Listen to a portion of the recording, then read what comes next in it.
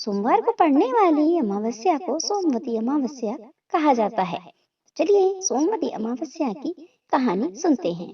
एक गरीब ब्राह्मण परिवार था। उस परिवार में पति पत्नी के अलावा एक पुत्री भी थी। वह पुत्री धीरे धीरे बड़ी होने लगी। उस पुत्री में समय और बढ़ती उम्र के साथ सभी स्त्रियोचित गुणों का विकास हो रहा था। वह लड़की सुंदर, संस्कारवान एवं गुणवान थी, किंतु गरीब होने के कारण उसका विवाह नहीं हो पा रहा था। एक दिन उस ब्राह्मण के घर एक साधु महाराज पधारे। वो उस कन्या के सेवा भाव से काफी प्रसन्न हुए। कन्या को लंबी आयु का आशीर्वाद देते हुए साधु ने कहा कि इस कन्या के हथेली में विवाह योग्य रेखा नहीं है। तब ब्राह्मण दंपति ने साधु से उपाय पूछा कि कन्या ऐसा क्या करे कि उसके हाथ में विवाह योग बन जाए।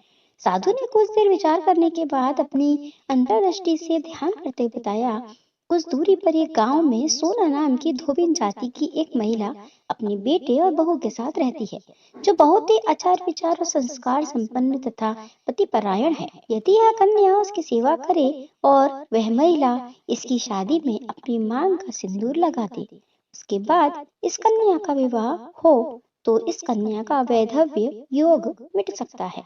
साधु ने यह भी बताया कि वह महिला कहीं आती जाती नहीं है।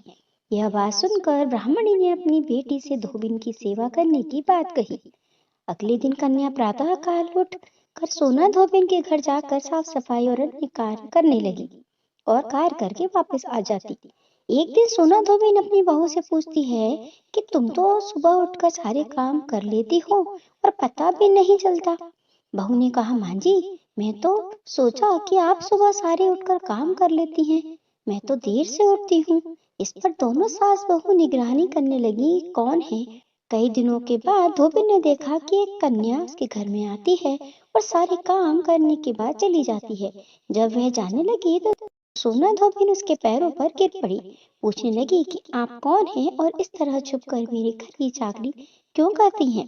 तब कन्या ने साधु द्वारा कही गई सारी बात बताई। सोना धोबिन पतिपरायण थी, उसमें तेज था, वह तैयार हो गई। सोना धोबिन के पति थोड़ा अस्वस्थ थे। उसने अपनी बहू से अपने लौट आने तक घर पर ही रहने को कहा। सोना धोबिन ने जैसे ही अपनी मांग का सिंदूर उस कन्या की मांग में लगाया, उसका पति मर गया। उसे इस बात का पता चल गया। वह घर से निराजल ही चली थी, यह सोचकर कि रास्ते में कहीं पीपल का पेड़ मिलेगा तो उसे भंवरी देकर और उसकी परिक्रमा करके ही जल ग्रहण करेगी।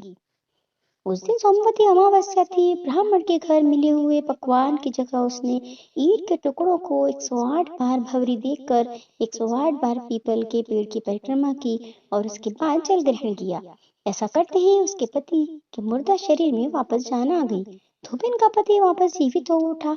इसीलिए सोमवती अमावस्या के दिन शुरू करके जो व्यक्ति हर अमावस्या के दिन भंवरी देता है, उसके सुख और सौभाग्य में वृद्धि होती है। पीपल के पेड़ में भी सभी देवों का वास होता है। अतः जो व्यक्ति हर अमावस्या को न कर सके, वह सोमवार को पड़ने वाली अमावस्या के दिन 108 वस्तुओं की भंवरी देना, सोना धोबिन और गौरी गणेश का पूजन करता है, उसे अघट सौभाग्य की प्राप्ति होती है। ऐसी प्रचलित परंपरा है कि पहली सोमवती अमावस्या के दिन धान, पान, हल्दी, सिंदूर और सुपारी की भंवरी दी जाती है। उसके बाद की सोमवती अमावस्या को अपने सामर्थ्य के हिसाब से फल, मिठाई, सुहाग सामग्री, खाने की सामग्री इत्यादि की भंवरी दी जाती है और फिर भंवरी पर चढ़ाया गया सामान किसी सुपात्र ब्राह्मण, ननद या भांजे को दिया जा सकता है।